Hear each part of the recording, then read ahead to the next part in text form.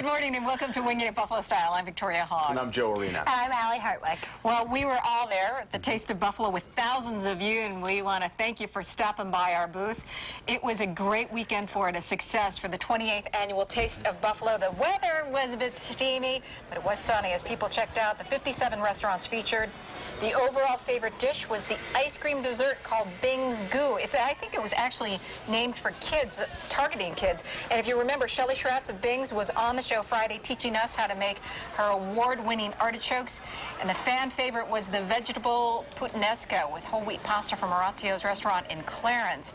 We want to thank everyone once again who stopped by the Channel 4 CW23 booth to talk with us, spin the wheel, as well as sign the don't think before you text car, the crash car. A lot of signatures on that. And what I noticed was the families, the amount of families that were there, yep.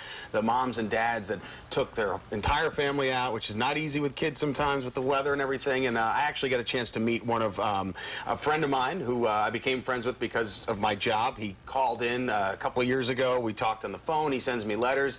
He's going to the 6th grade. His name's Jason Marvin. And I actually met him this year for the first time. It's been 2 years. We've been corresponding over, for letters and, stuff like that and phone calls. So it was really special for me because I got to meet this kid, and he's a great guy. And you've been talking about him, yeah. And it's so special, your relationship. You're like a big brother to him. I hope so. And last year he came down to see you when I was there and asked for you specifically. We missed each other, I know. so. It's great you got to see him. Yeah, it all worked out. There's a lot going on. Yeah. Did you guys see there was one moment where a flash mob actually got together? Take a look.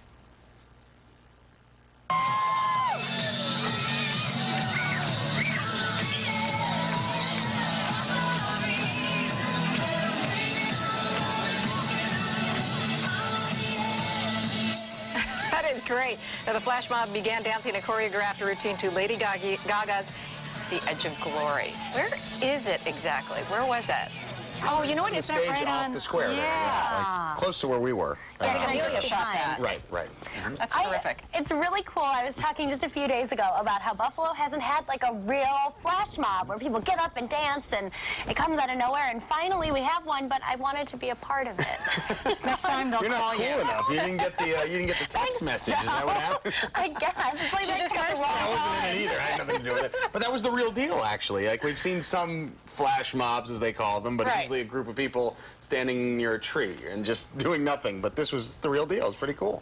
Actually, there were quite a few people that showed up, and it was a perfect venue because so many people could watch it. Right. You know what? For the Taste of Buffalo, I noticed so many people that had left and moved out of Western New York, they come back every year for this event. Oh, yeah. So big one. It absolutely is. All right, this next story is going to have you shaking your head. There was actually a major bank mistake that landed one of the customers in jail. The ordeal began when Aikina Njoku of Washington State got a $9,000 government rebate check as a first-time home buyer.